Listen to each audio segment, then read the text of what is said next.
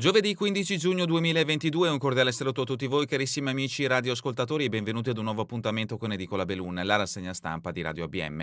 Un saluto anche a chi ci sta guardando in diretta dalla pagina Facebook di Radio ABM e dal canale YouTube dell'Associazione Bellunesi nel Mondo. Dai nostri studi in via Cavour 3 Belluno, Marco Crepaz vi accompagnerà nella lettura dei quotidiani dedicati alla provincia di Belluno. Diamo quindi subito uno sguardo ai titoli presenti sulle prime pagine. Cominciamo con quella del Gazzettino di Belluno. In primo piano una notizia che ci porta nel capoluogo: nuove regole per i plateatici, si punta al decoro. Il comune accoglie le prescrizioni della soprintendenza.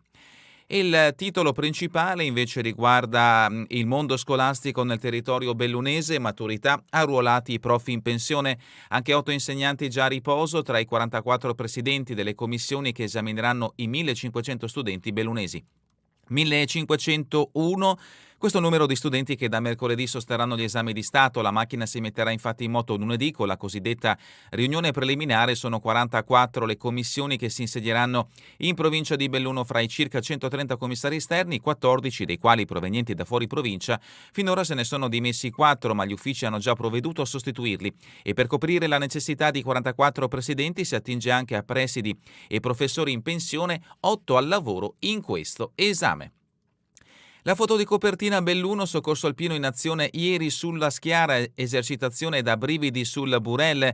L'esercitazione del soccorso alpino sulla parete da paura salva una cordata, ed ecco appunto in questo scatto un momento di questa esercitazione avvenuta appunto sul Burel. Siamo sullo Schiara, capoluogo bellunese.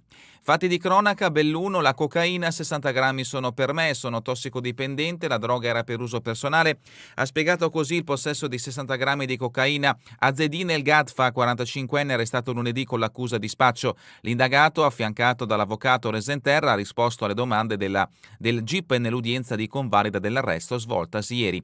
Lavora come operaio, era arrivato dal milanese su un furgone ed è stato arrestato lunedì all'uscita dell'autostrada. Ieri è stato scarcerato ma non potrà più tornare a Belluno.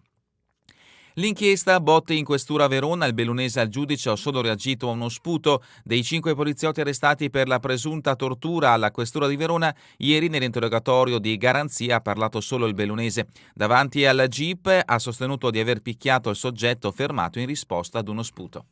Altri richiami dalla prima pagina del Gazzettino di Belluno: Meister ad Auronzo, riscorso al TAR degli ambientalisti contro la delibera del comune.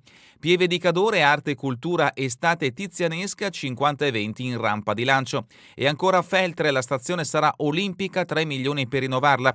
Ritenuta scalo importante nel quadro dei Giochi Milano Cortina 2026, la stazione ottiene 3 milioni di euro per la riqualificazione. Questa dunque è la prima pagina del Gazzettino di Belluno. Passiamo adesso alla prima pagina del Corriere delle Alpi. In questo caso la foto di copertina ci porta a Milano per quanto riguarda la celebrazione di ieri dei funerali di Silvio Berlusconi. Questo è il titolo che accompagna la fotografia: cori applausi per Berlusconi, Milano dà l'addio al suo cavaliere. Richiamo invece dal territorio bellunese, notizia in primo piano: predazioni, proiettili di gomma per scacciare i lupi, pratiche più snelle. Intesa tra provincia e Coldiretti, l'accordo al vaglio di Regione e ISPRA. Il presidente della provincia di Belluno Roberto Padrini: è una situazione di emergenza, si deve poter sparare subito. Sanità: le neurologhe trovate dall'USL rifiutano il posto, servizi a rischio. Le 2 specialiste individuate a Verona, la mancanza di personale è pesante. La NAO va chiuso uno dei 2 reparti, in questo caso si parla o del reparto di Feltre o del reparto di Belluno. L'approfondimento a pagina 22. Feltre, nuovo Negrelli, fuori norma, 2 deroghe salvano il piano. Belluno, linee guida per i plateatici, coperture mobili e legno a terra, notizia che abbiamo trovato anche nell'edizione del Gazzettino di Belluno, come questa che ci porta ad Auronzo, ambientalisti dal giudice contro il villaggio del Meister. Questa dunque è la prima pagina del Corriere delle Alpi ed entriamo al suo interno, come sempre breve panoramica riferita alle notizie di carattere nazionale e internazionale, poi proseguiremo con i fatti prettamente bellunesi. Siamo a pagina 2, la giornata, Berlusconi, il lungo addio, politica e volti della TV, calciatori e fedelissimi, in Duomo a Milano una funzione commossa e lieve, la compagna fascina accanto alla figlia Marina, l'arcivescovo Delpini era un uomo e incontra Dio. 15.000 le persone in piazza Duomo per seguire il funerale. E andiamo avanti, ecco alcuni scatti perché ci sta guardando da Facebook o YouTube delle autorità a livello nazionale e internazionale che erano presenti ai funerali di Silvio Berlusconi, i figli che salutano tutte le persone che erano presenti in piazza davanti al Duomo di Milano per l'ultimo saluto a Berlusconi. La piazza c'è solo un presidente, ultra del Milan, ex dipendenti e persone comuni commosse sul sagrato. Ci siamo svegliati alle 4, non importa cosa dicono di lui, lo perdoniamo. Ma andiamo avanti con le notizie che riguardano appunto sempre Berlusconi. Politici e imprenditori veneti, omaggio al cavaliere geniale altruista, ci è sempre stato vicino, presenti il presidente della regione Luca Zaia, i ministri Casellati e Nordio, Massimo Doris, Alessandro Benetton, Paolo Scaroni e Renzo Rosso, ovviamente politici e imprenditori del Veneto. Ma passiamo adesso alle notizie che riguardano la provincia di Belluno. Siamo a pagina 19, notizia che ha aperto questa edizione. Pallini di gomma per scacciare i lupi, un protocollo per velocizzare le pratiche. Provincia e Coldiretti sottoporranno la proposta a ISPRA e Regione. Si deve poter intervenire subito, non dopo giorni. La convivenza con i grandi carnivori. L'approfondimento è di Francesco Dalmas. Gli animalisti si avvicinano anche ai centri abitati. Il presidente della provincia Padrin urge evitare un conflitto sociale. Siamo a pagina 20, le linee guida per i nuovi Deors, legno a terra e coperture apribili, definiti i materiali e colori, ma l'obbligo scatta solo quando l'esercente decide di cambiare struttura. I plateati si saranno a 1,5 metri dai portici, Manin e il Boccia i primi con le nuove regole. Adunata Triveneta, i locali si preparano ma niente deroghe al regolamento per i tavoli extra, negato il plateatico al Bar degli Alpini su una strada chiusa, il titolare nel 2019 mi avevano detto di sì nello stesso spazio. Nessun piano coordinato per l'apertura dei negozi, ognuno deciderà per sé, consulta Ascom, abbelliremo le vetrine. E ancora l'agevolazione Museo Fulcis scontato da venerdì a domenica, un ricordo dell'evento negli stand, i gadget e l'annullo filatelico. Tutte notizie riferite alla donata alpina Triveneta pronta ad arrivare in provincia di Belluno e in questo caso nel capoluogo.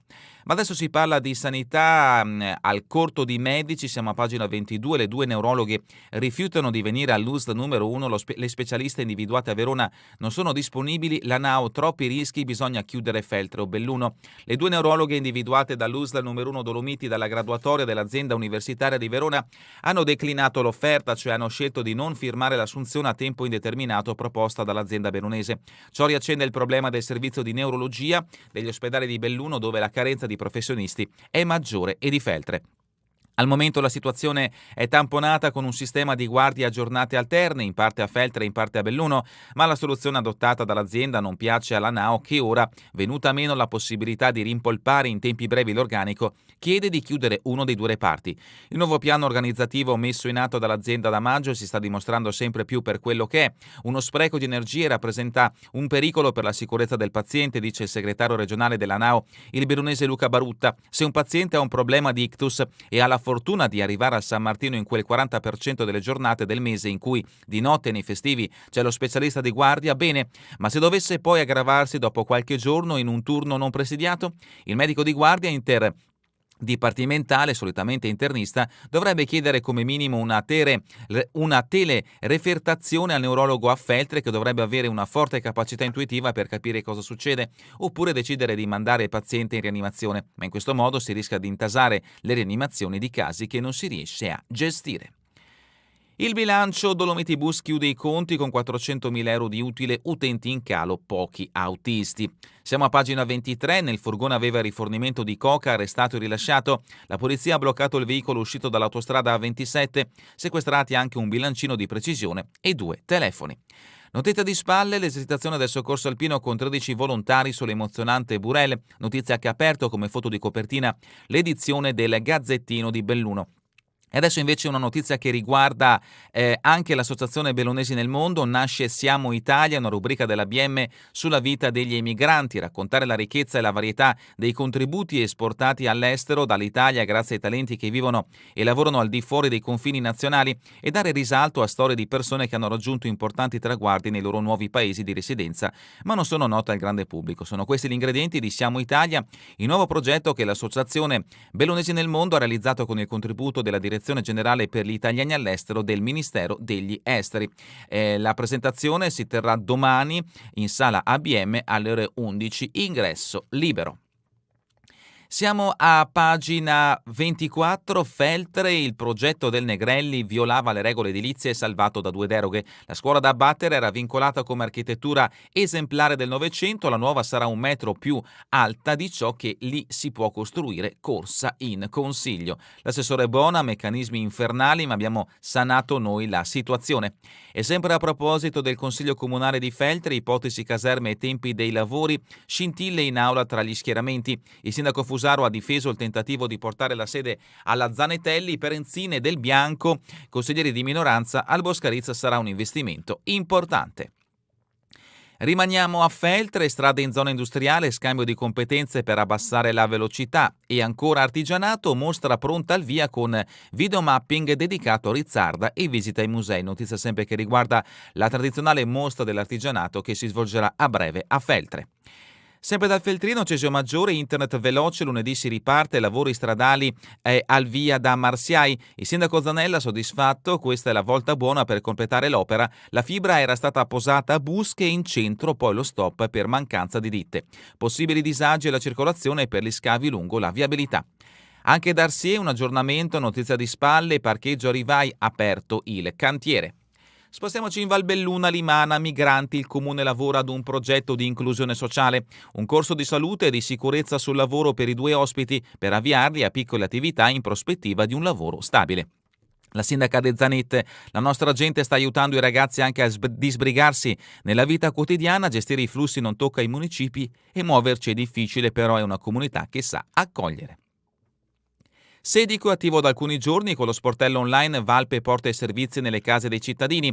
E ancora l'acqua nelle nostre mani, gli studenti della Valbelluna, i più bravi del contest del BIM. Il progetto, 19ª edizione, punta a valorizzare l'educazione ambientale. In gara 500 tra elementari e medie, da settembre si riparte da capo.